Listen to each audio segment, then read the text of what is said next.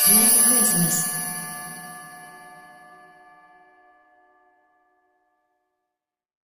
Shalom, selamat sore semua peserta SPOS yang dikasihi Tuhan Yesus.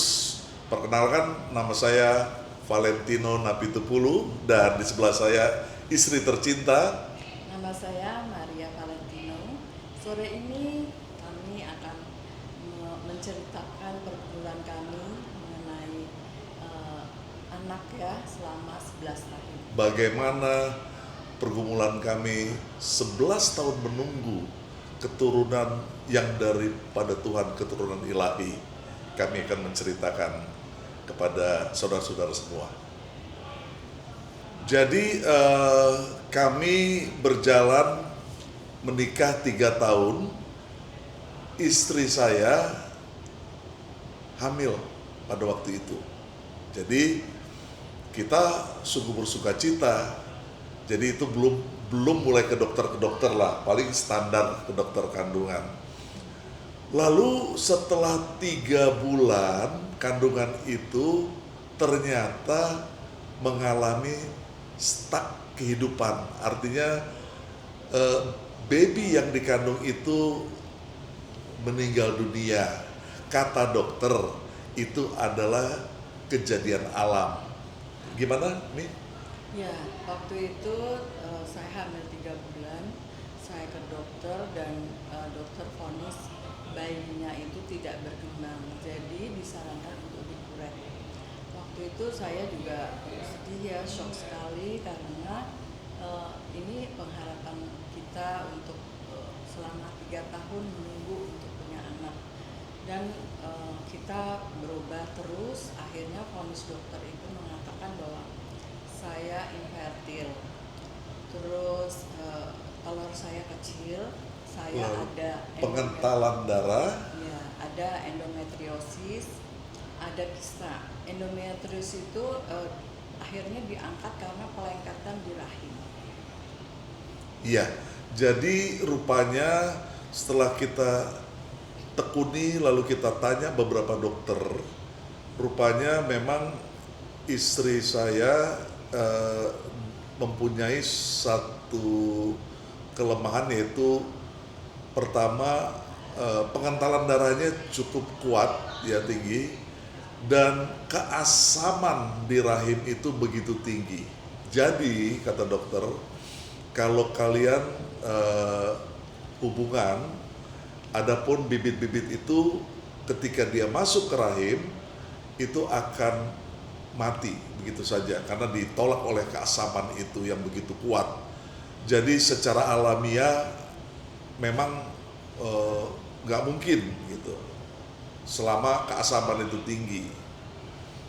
Dan vonis lagi ya, saya setelah diperiksa berkali-kali saya ada penyumbatan satu saluran indung telur. Jadi sebelah kanan itu mampet. Jadi hanya satu indung telur sebelah kiri. Dan itu menyulitkan untuk proses pembuahan. Sudah mampet, yang satu indung telur, telurnya pun kecil-kecil, dan tadi Maria sudah cerita banyak hambatan-hambatan yang dokter sendiri udah geleng-geleng harus bagaimana. Jadi rata-rata sudah hands up. Kami sudah keliling seluruh dokter kandungan di Jakarta. Betul-betul kami sudah di Jakarta hampir seluruh rumah sakit terbaik kami datangi, dokter kandungan terbaik. Bahkan tiba-tiba ada teman bilang, ini ada dokter kandungan terbaik dari Singapura, sedang ada di Jakarta, cepat datang. Kami datangi. Bahkan yang kami nggak pernah lupa itu, kami datangi satu dokter kandungan, saking terkenalnya itu dapat antrian begitu panjang, sehingga baru, karena dia prakteknya baru mulai jam 7, jam 8, kami baru bisa masuk di sekitar jam 1 pagi lah. Saya juga dia kasihan kali, masih ada beberapa pasien tapi diterima juga. Saya lihat saudara, itu dokter sudah capek, matanya merah, tapi masih mau melayani kami. Lalu ditulislah resep sama dokter itu. Saya nggak sebutin ya dokternya. Dan resep itu tidak terlihat hurufnya seperti orang menuliskan A, B, C-nya begitu. Dia kayak lurus saja. Singkat cerita, kami bawa resep itu ke apotik di rumah sakit itu. Lalu apotik tanya, ini dari dokter mana? Dokter sana. Dia bingung, obat apa ya? Karena tulisan itu nggak jelas. Mungkin karena capek kali ya. Udah begitu, sehingga tulisannya kan umumnya katanya tulisan dokter unik ya, susah kebaca. Ini lebih gak kebaca lagi.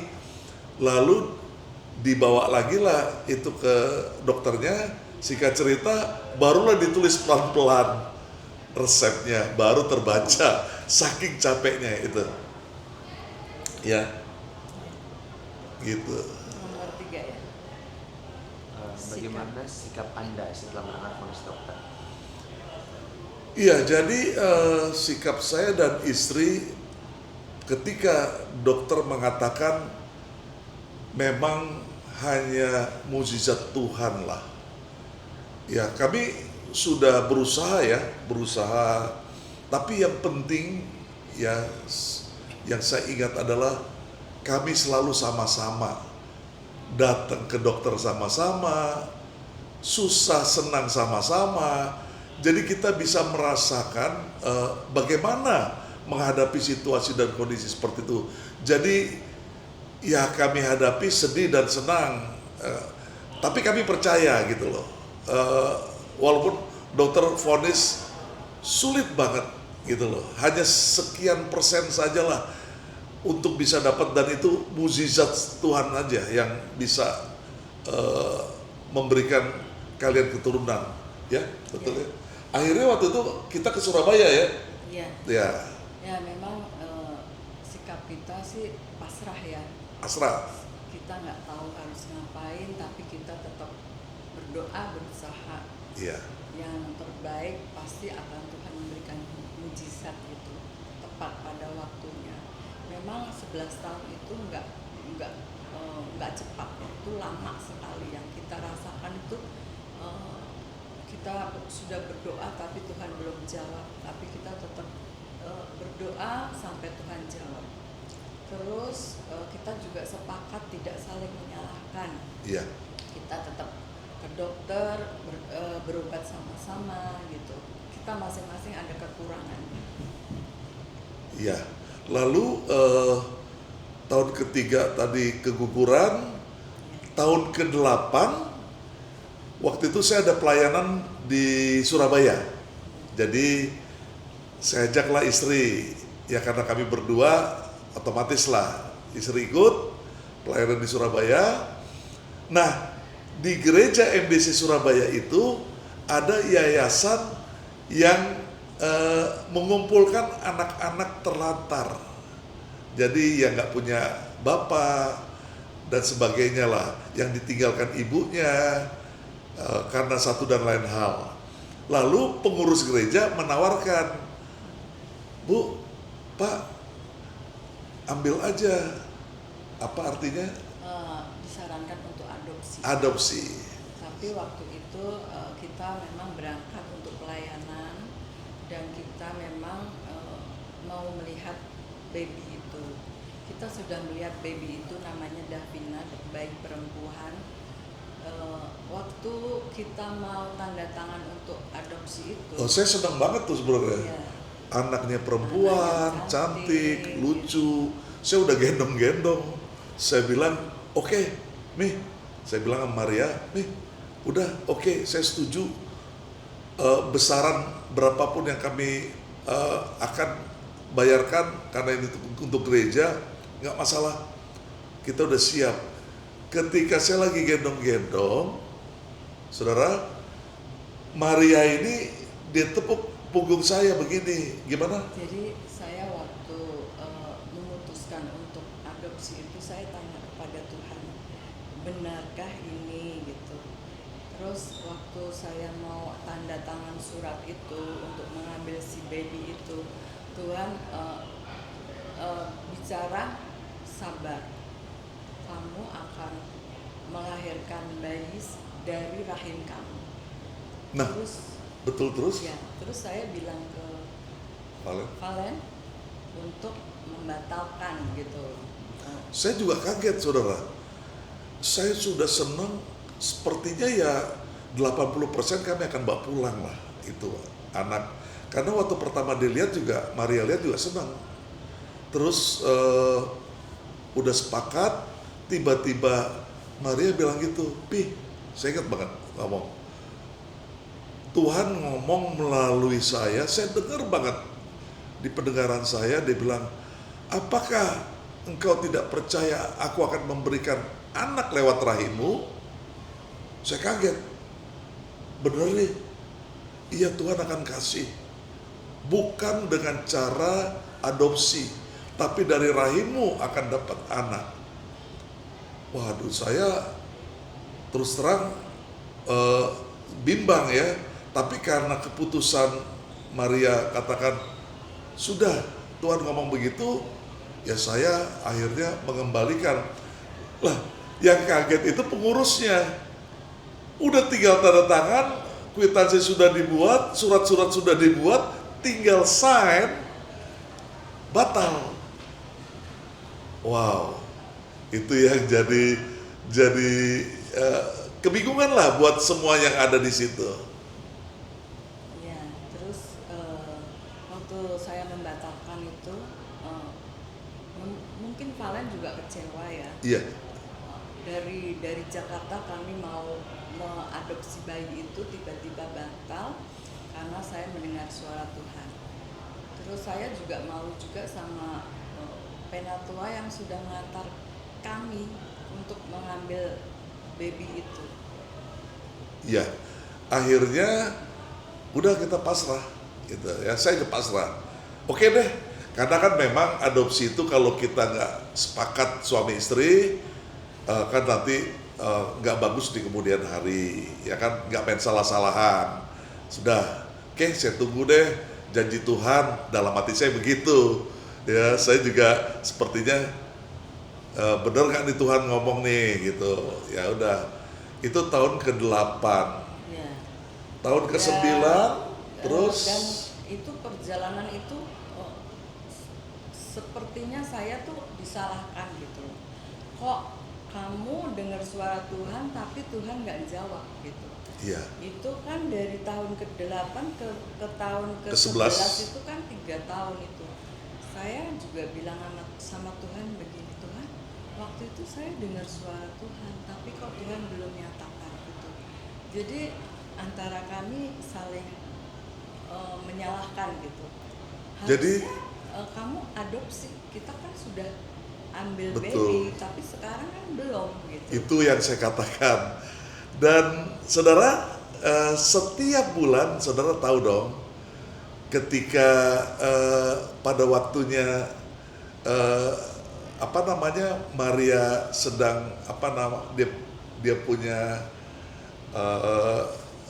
rahimnya baik dan siap untuk dibuahi, masa subur, itu selalu tes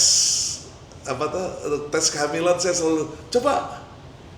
Jadi tiap bulan selalu hasilnya kecewa.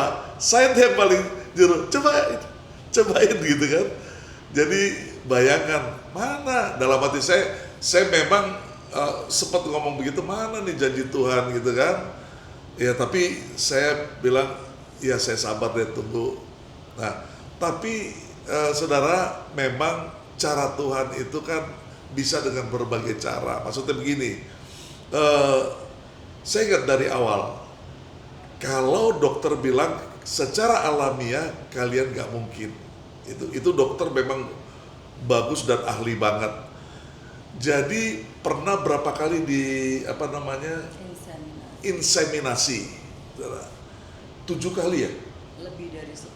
Lebih dari 10 kali, nggak berhasil juga, nggak mudah. Lalu kami masuk di program bayi tabung.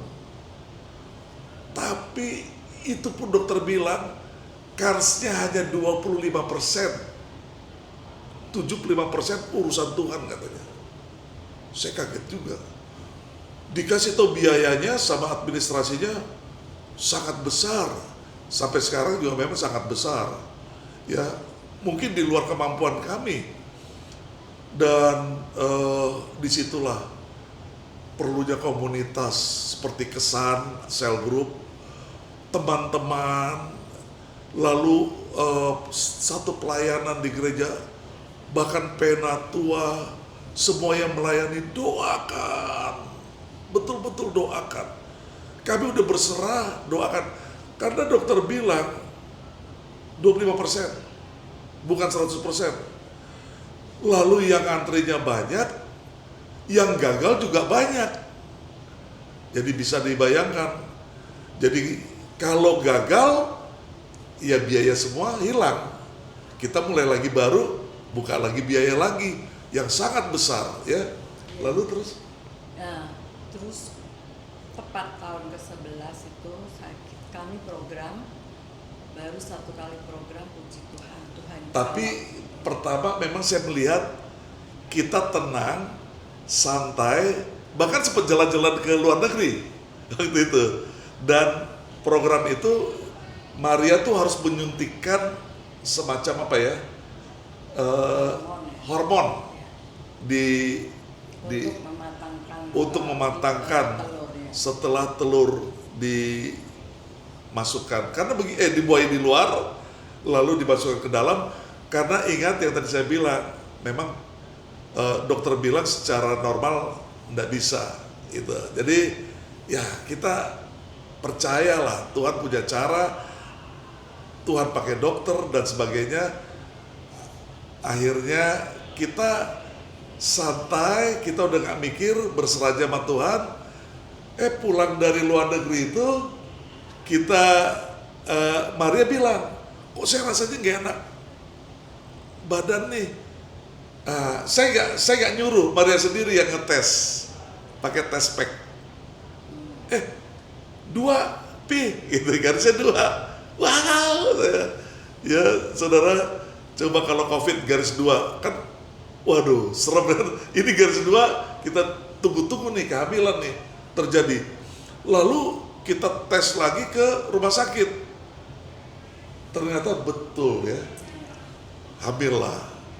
Nah, singkat cerita saudara, ketika kehamilan sudah berjalan di 3 bulan, ini masa krusial. Saya ingat lagi ke tahun ketiga. Nah, kehamilan di bulan ketiga terjadi pendarahan yang dahsyat. Saya bingung lagi. Keluar darah.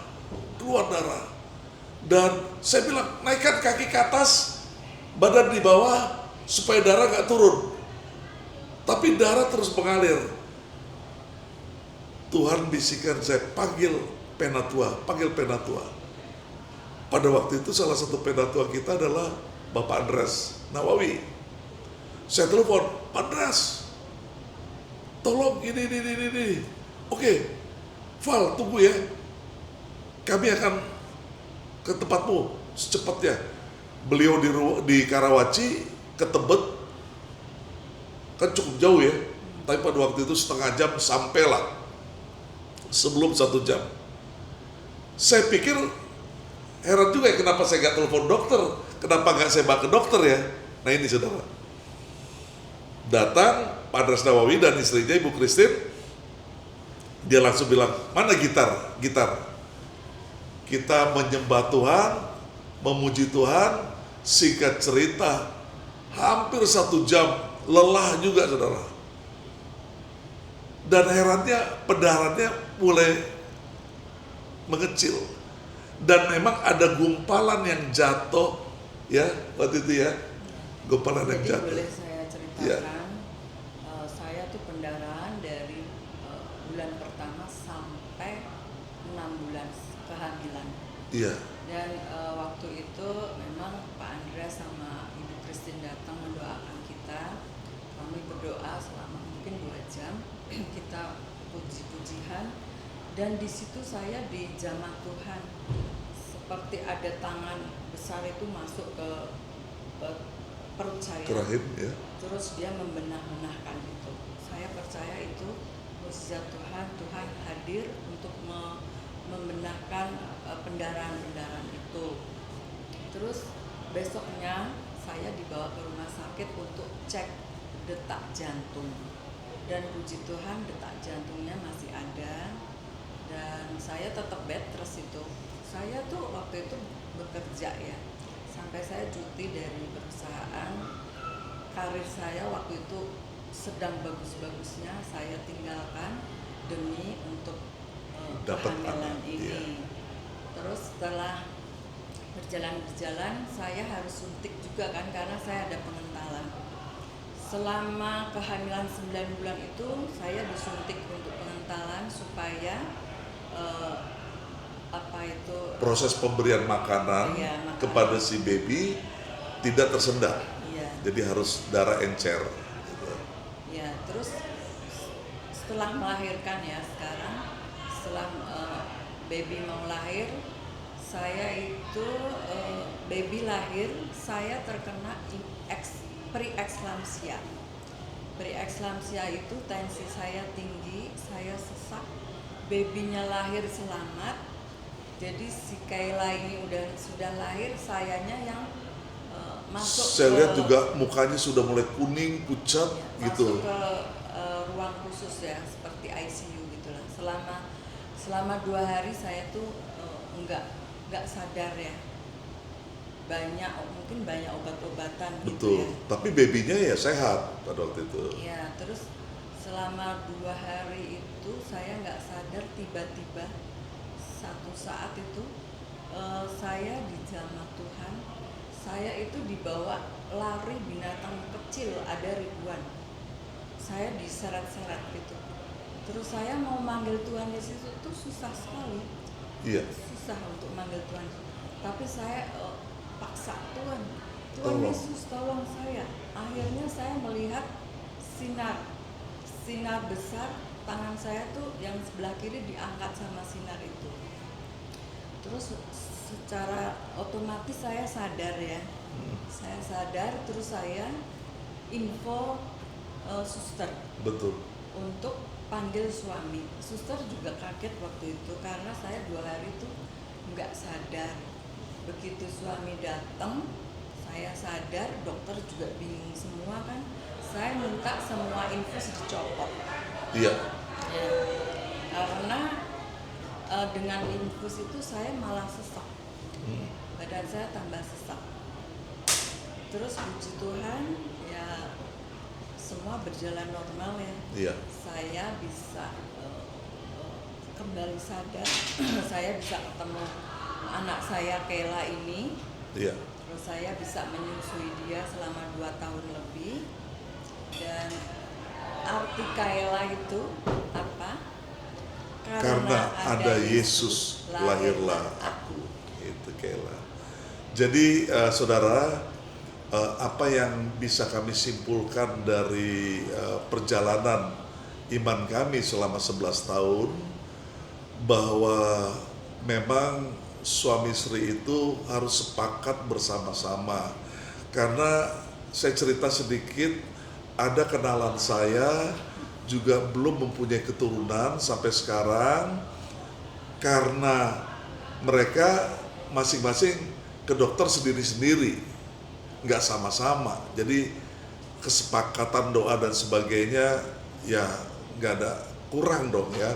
Nah, jadi kita harus sama-sama. Yang kedua, memang kita harus percaya sepenuhnya, seperti yang saya alami. Kapan? Kok udah 8 tahun, 9 tahun, 10 tahun? Jujur manusiawi, saya bilang tanya dalam hati saya, Tuhan kapan? Tapi sabarlah, janji Tuhan ya dan pasti. Ketika kita secara bersama-sama, kita sepakat sebagai suami istri, percaya sepenuh hati, didukung oleh doa-doa dari teman-teman seiman, dari teman-teman komunitas, dari teman-teman yang percaya kepada Tuhan, semuanya membawa keberhasilan. Jadi di sini pentingnya kita punya teman-teman atau percaya ketika doa itu dinaikkan, doa itu dipanjatkan secara bersama-sama, Tuhan pasti turun tangan menolong.